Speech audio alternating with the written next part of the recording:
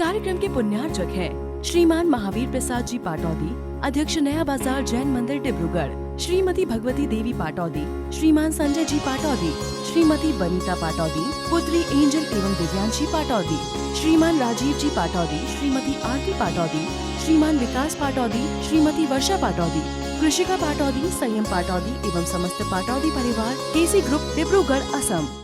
जीव के कल्याण की चर्चा कर रहे हैं। तुम्हें आचार्य विश्वेश्वर जी महाराज उस पर अपनी देशना को देते कह रहे हैं कि पर को छोड़ना कठिन नहीं है। दूसरे को छोड़ना, लोगों को लगता है कि घर छोड़ना कठिन है, परिवार छोड़ना कठिन है। क्यों भानु? कठिन है कि सरल है? कठिन है ना। लगता ऐसा है कि पर को छोड़ना कठिन है। पर को छोड़ना कठिन नहीं है। एक छोटी सी बात आपको चाहिए बस चुभने के लिए। जिन मित्रों के बिना आप रह नहीं पाते, जिन पुत्रों के बिना रह नहीं पाते, जिन परिवार के बिना रह नहीं पाते, बस एक छोटी सी बात चाहिए चुभने के लिए। एक छोटी सी बात बुरी लग जाए, आप शकल नहीं देखोगे जीवन भर। कठिन है क्या छोड़ना? एक बात चुभती है ना, बस एक ही बात चुभ जाती है, आदमी जीवन मुंह नहीं दिखता, जीवन और उसका चेहरा नहीं दिखता, जीवन उससे बात नहीं करता। इतना घनिष्ठ प्रेम होने के बाद भी एक सेकंड में छोड़ देता है। जैसी माता आपको पता चल जाए ये आपको धोखा दे रहे हैं, जिसको देखे बिना आप रह नहीं पाते थे, फिर आप उसको देखना पसंद नहीं करते। कितनी सी देर लगेगी? कठिन है छोड़ना कि सरल है? अनिल, कठिन है छोड़ना कि सरल है? जो चीज़ तुमसे छूटती नहीं है कभी भी, वो चीज़ तुम्हें हानिकारक हो जाए, या तो वो चीज़ या फिर मरना, दो में से उस चीज़ का उपयोग करेंगे तो मर जाएंगे, एक सेकंड में छोड़ दोगे आप। नहीं नहीं भैया, मरना नहीं है, छोड़े से नहीं खाएंगे, क्या ही बिगड़ जाएगा, कुछ नहीं होगा, अभी छोड़ता हूं। बहुत सरल छोड़ना। आपको लगता कठिन है छोड़ना, जबकि छोड़ना सबसे ज़्यादा सरल है। सरल है ना अजित? ये कठिन है? सरल है कि कठिन है? कितना आसान है। बस एक छोड़ा, एक शब्द बोलना है, छोड़ा, खत्म। रात्रि भोजन छोड़ दिया, हो गया। एक निर्णय करना है, बस एक निर्णय करना है, एक संकल्प करना है। वस्तु तो आपने कभी पकड़ी ही नहीं थी, वस्तु तो आपने कभी पकड़ी ही नहीं थी। वस्तु पकड़ी है क्या आपने कभी? आपने घर के संबंधियों के रिश्तेदार को पकड़ के रखा है क्या? नहीं पकड़ा। पकड़ा है कि पदम जी? घर के रिश्तेदारों को, संबंधियों को, बेटे की मां को, बेटे को पकड़ के रखा है क्या? नहीं रखा। रखा है? पन्नालाल जी आप बताओ, आप थोड़े से सही सही बताओगे। हाँ, आपकी सब लोग सुनने तैयार हैं। पकड़ के रखा कि नहीं रखा? नहीं, अभी क्या करके रखा? इतना तुम प्रवचन क्यों देने लगते हो? अभी आपने पकड़ के रखा कि नहीं करा? अभी जब समझ लेंगे तब की बात छोड़ो, अभी वर्तमान की बात कर रहे हैं। अभी आपने पकड़ के रखा है कि नहीं रखा? है? कुछ नहीं किया। ये बढ़िया एक दर्शन हुआ जिसमें जब किसी बात को उत्तर नहीं देना था, जानते नहीं तो बताएं क्या, उसका एक सिद्धांत था। जानते नहीं तो बताएं क्या। कोई भी प्रश्न पूछ लो, जानते नहीं तो बताएं क्या, बस उत्तर यही था उसका। जानते नहीं तो बताएं। ऐसे इनके एक प्रकार जो नहीं उत्तर देना है, क्या कुछ नहीं कह सकते, कुछ नहीं कह, बैठ जाओ भैया, कुछ नहीं कह सकते तो हम ही बता दे रहे। हमने घर के लोगों को पकड़ के रखा है क्या? बताओ, किसने पकड़ के रखा है? अरे आपने घर के सदस्यों को पकड़ के रखा है क्या? छोड़ोगे क्या? तो घर के लोगों को नहीं पकड़ा ना, आपने पकड़ा किसको है? किसको पकड़ा है? स्वयं के भावों को पकड़ के रखा है आपने, अपने ही परिणामों को पकड़ के रखा, अपने परिणाम में राख को ही बांध के रखा है, आपने किसी को बांध के नहीं रखा है। ना कोई आपसे छूटने वाला है। जब आपने किसी को बांधे नहीं है तो आप किसको छुड़ाओगे? आप स्वयं ही बंधे हो, आपने बांधा किसी को नहीं है। ऐसा लग रहा है कि सामने वाले ने हमको बांध दिया है या हमने सामने वाले को बांध दिया है। ना तो सामने वाले को आपने बांधा, सामने वाले ने आपको बांधा। स्वयं के बंधन में स्वयं ही हैं हम। हमारी स्थिति उसी बंदर की तरह है, जिस बंदर को चने खाने थे तो घर घर ढूंढ रहा था कहाँ चने, देखता कि एक सुराही में चने भरे हुए, उसने हाथ डाला और जैसे ही हाथ डाला, हाथ अब निकल ही नहीं रहा वापस। अब वो भागता फिर रहा इधर उधर, सुराही ने हाथ पकड़ लिया, सुराही ने हाथ पकड़ लिया, सुराही ने हाथ पकड़ लिया। लगता है कोई भूत है सुराही के अंदर, सारे भटक रहा है और सब लोग उसका हाथ खींचना चाह रहे हैं लेकिन उसका हाथ ही बाहर नहीं आ रहा। तब एक वृद्ध पुरुष मिला, वो कहता है क्या हुआ? सुराही ने हाथ पकड़ लिया है, हाथ ही नहीं निकल रहा मेरा, बाहर ही नहीं निकल रहा। गया था तब तो अंदर चला गया था, अब लेकिन निकल ही नहीं रहा। अच्छा क्या था इसमें? चने थे। ओहो, एक काम करो, ये जो भूत है ना वो चनों में है। जिस भूत ने तुम्हें पकड़ के रखा है ये भूत चनों में, तुम चनों को छोड़ दो, देखो भूत तुमको छोड़ देगा। और जैसे उसने चने छोड़े सो हाथ वापिस। था क्या? मुट्ठी भर के चने रखे हुए हैं। अब सुराही में से जैसे किसी पतली में जाएंगे तो ऐसे मुट्ठी कर ले, निकलेगा कहाँ से? नहीं निकलेगा। तो उसको लग रहा है पकड़ लिया। ऐसी स्थिति हमारी है कि घर वालों की जिम्मेदारी उनको पकड़ रहा है, रिश्तेदारों की जिम्मेदारी उन्हें पकड़ के रखा है, बेटों की जिम्मेदारी पकड़ के रखा है, बहू की जिम्मेदारी पकड़, पोतों की जिम्मेदारी, इतनी जो हमको पकड़ के रखा। तुमको किसी ने पकड़ के नहीं रखा। ओह लाल जी सो रहे, सोच रहे किसने पकड़ के रखा है आपको? पोतों ने कि बेटों ने? सही है, वे तो अपने मजे कर रहे हैं, तुम यहाँ पर काम कर रहे हैं। कल्याण की सोचो। हम यही सोच रहे हैं मेरे जाने के बाद क्या होगा, महाराज मैं किसको सौंप के जाऊं? जब सौंप के जाऊंगा तभी तो मैं निकल सकता हूं। तुम ऐसा सोचते रहोगे, सोचते रहोगे, सोचते रहोगे, एक दिन शरीर से प्राण निकल जाएंगे लेकिन कोई जिम्मेदारी लेने वाला नहीं आएगा। तुम ही सोचते रहो कि मैं पहले सौंपूंगा तब जाऊंगा, मैं सौंपूंगा तब जाऊंगा, कोई लेने वाला आएगा ही नहीं। तुम कभी सौंपोगे नहीं, तुम तो नहीं जा पाओगे पर शरीर से प्राण जरूर चले जाएंगे। और यही कहते कहते कोई आएगा तो दूंगा। अरे भाई किसी ने नहीं पकड़ा, हमने ही पकड़ के रखा है, पक्के में जोर से पकड़ के रखा है वस्तु को, छोड़ना नहीं चाहते इसलिए हम छूट नहीं रहे। छोड़ना नहीं चाहते इसलिए छूट नहीं रहे। जिस दिन छोड़ देंगे अपने आप छूट जाएंगे। जिस दिन छोड़ देंगे उस दिन छूट जाए। आचार्य कह रहे पर को छोड़ना कठिन नहीं है, निज को निज से जोड़ना कठिन है। व्यक्ति छोड़ तो देता है लेकिन छूट नहीं पाता, छोड़ तो देता है लेकिन छूट नहीं पाता। आपने दान दे दिया, मंदिर में छत्र चढ़ा दिया, त्याग कर दिया, धन दे दिया, छोड़ दिया, लेकिन सच बताना तुमने जो छत्र चढ़ाया है कोई यदि उसको हटा के दूसरी जगह लगा दे तो तुम्हारे क्या होंगे भाव? आपने छत्र दान किया, एक मंदिर में लग गया, वेदी पे भगवान लग गया, आपने चांदी का दिया था। अब दूसरा आ रहा है, आप कह रहे हैं इसे मत हटाओ। यदि हटा दिया तो तुम लड़ाई करने लगे। आपने तो दे दिया था ना, छोड़ तो दिया था, अब भले छोड़ा है लेकिन छत्र तो मेरा है।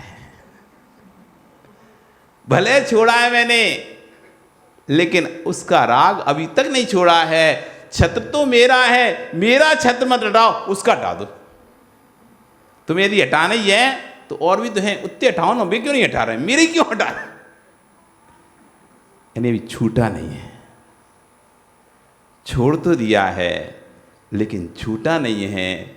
घर भी छोड़ दिया, परिवार भी छोड़ दिया, लेकिन अभी भी उनका राग है। तो कह रहे हैं आचार्य छोड़ तो दिया, छूटा नहीं है। छोड़ना सरल था लेकिन निच में निच का जोड़ना कठिन था, इसलिए निच में निच को नहीं जोड़ पाए, इसलिए छोड़कर भी नहीं छूट पाए। एक कथा सुनाते हैं।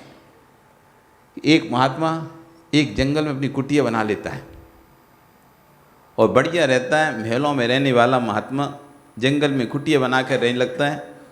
तभी वहाँ से एक दिगंबर मुनिराज निकलते हैं उसी जंगल से। तो मुनिराज को देखकर बड़ा प्रसन्न होता है और उनके चरणों में नमस्कार करके बारंबार कहता है, एक बार आप मेरी कुटिया में प्रवेश करें। धन्य है वे श्रावक जिनके घरों में साधुओं के प्रवेश होते हैं। आचार्य उन्होंने उन घरों को शमशान कहा है। शमशान, शमशान समझते हो? मरघट, मरघट किसे कहते हैं? मरघट जानते हो कि मरघट किसे कहते हैं? मरघट गलत है। मुर्दों को जलाया जाए वो मरघट नहीं है। जहां पर व्यक्ति मरे वो है मरघट। हाँ, तुम्हारा घर ही मरघट है। जहां व्यक्ति मरता है वो घट, यानी वो स्थान, घट मान नहीं स्थान, मरने का स्थान कहलाता मरघट। जलने का स्थान है वो जलघट। वो मरघट नहीं, वहां तो जलाया जाता है, वहां मारा नहीं जाता कि भाई तुम अब मरने वाले हो, तुम्हें ले जाके शमशान में मारेंगे पहले फिर जलाएंगे। ऐसा तो नहीं होता ना। पहले आदमी कहाँ मरेगा? घर में ही मरेगा। तो आचार्य कहने वो घर मरघट हैं। जहां पर जीवों का मरण ही होता है वे घर घर है जहां पर साधुओं को आहार होता है। वे घर घर हैं जिन घरों में साधुओं को, निर्घंत मुनियों को पड़गान करके नवदा भक्ति पूर्वक आहार दिया जाता है। बाकी का आपका घर तो मरघट ही है। क्या है? जन्मे मरे, जन्मे मरे, जन्मे, और क्या हो रहा है उस घर में? नया आ रहा है, पुराना जा रहा है, नया आ रहा है, पुराना जा रहा है, नया आ रहा है, पुराना जा रहा है। बेहाथ सांप के फण हैं, सांप के फण, जिन्होंने कभी निर्गंध गुरुओं को आहार ना दिया हो, कभी दान ना दिया हो, जिन हाथों से दान ना निकले, आज उनका हाथ सांप के फण हैं। जैसे सांप सिर्फ बिसी छोड़ना जानता है, बिसी छोड़ना जानता है, ऐसे व्यक्ति बस इन हाथों से दूसरे का हित करना ही जानता है, कभी हित करना जानता ही नहीं है। धन्य है वे घर। वो महात्मा दिगंबर मुनि से प्रार्थना कर रहा है, मेरी कुटिया में प्रवेश करें एक बार बस, क्योंकि सुना है जे गुरु चरण जहां पड़े जग में तीर्थ हुए। अचेतन तीर्थों के लिए भागते हो आप, अचेतन तीर्थों के लिए भागते हो आप। सम्य शिखर, गिरनार, कुंडलपुर, पावापुर, इधर उधर। और चेतन तीर्थ जब तुम्हारे यहां आते हो तो प्रतिबंध लगा देते हो। ये चेतन तीर्थ तुम कह रहे हैं, कब आएंगे तुम्हारे यहां? कब कब आएंगे? थोड़ा भी अंदर में इतना भी आपको नहीं लगता कि जब साधु आते नहीं हैं तो चरणों में रिगड़ रिगड़ कर विनती करते हैं, चरणों में जाकर माथा टेक टेक कर, महाराज हमारे यहाँ आओ, महाराज हमारे यहाँ आओ, नगर में आओ, नगर में आओ। जगह जगह जाते हैं, महाराज कभी आसाम में आना। कभी गए क्या तुम तीर्थ यात्रा पे? कभी महाराज मिले क्या आप लोगों को? कभी कहा उनसे ऐसा कि महाराज कभी आसाम साइड आओ? ऐसा बोला कि नहीं तुमने कभी? ओ सुरेश जी बोला था क्या? नहीं बोला ना? कभी नहीं आना, ऐसा बोला। तो कैसा बोला? बोले नहीं महाराज हम तो बोलते नहीं है, कहीं आ गए तो सेवा और करनी पड़ेगी, इसलिए बोलते नहीं है। आधे लोग तो इसलिए नहीं बोलते, कहीं बोल दिया और आ गए तो गड़बड़ हो जाएगा। कहेंगे आज सुरेश जी आपने बुलाया था, आप बताओ। तो सुरेश जी हम तो बोलते नहीं, क्यों? जहाँ जाते हैं साधु के दर्शन करते हैं, वो कहते हैं महाराज हमारे घर आना, कभी आसाम आइएगा, कभी वहाँ भी देखिएगा, वहाँ भी श्रावक लोग रहते हैं।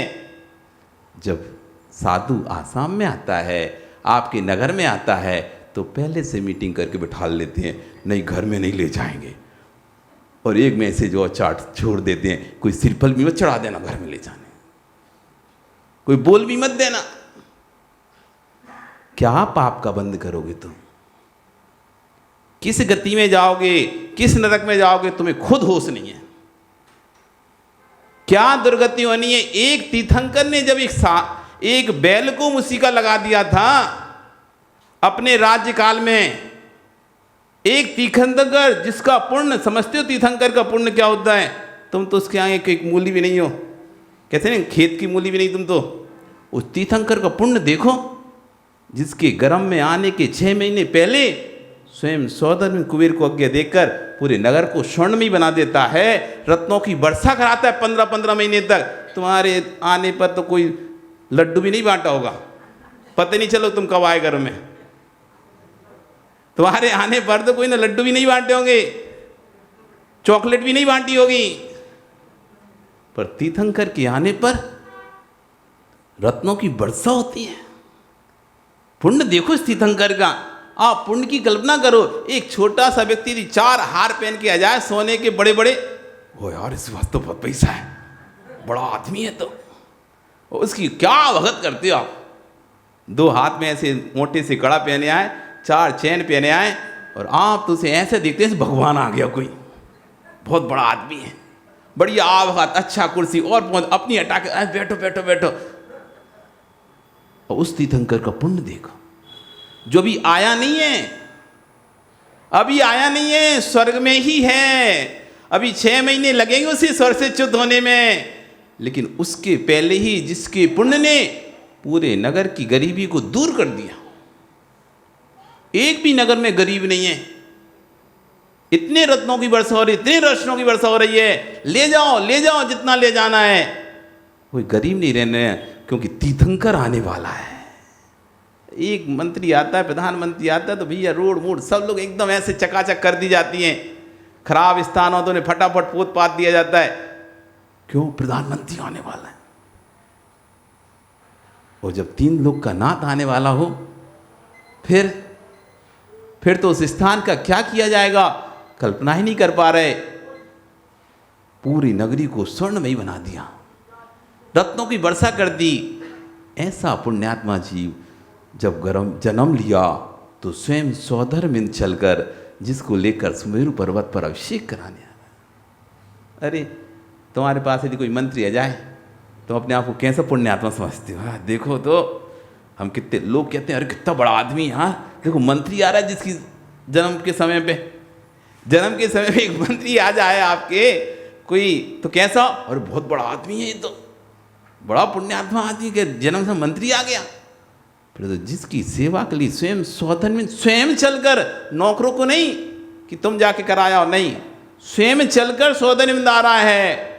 इस कार्यक्रम के पुण्यार्चक थे श्रीमान महावीर प्रसाद जी पाटौदी, अध्यक्ष नया बाजार जैन मंदिर डिब्रूगढ़, श्रीमती भगवती देवी पाटौदी, श्रीमान संजय जी पाटौदी, श्रीमती बनीता पाटौदी, पुत्री एंजल एवं दिव्यांशी पाटौदी, श्रीमान राजीव जी पाटौदी, श्रीमती आरती पाटौदी, श्रीमान विकास पाटौदी, श्रीमती वर्षा पाटौदी, कृषिका पाटौदी, संयम पाटौदी एवं समस्त पाटौदी परिवार, केसी ग्रुप डिब्रूगढ़ असम।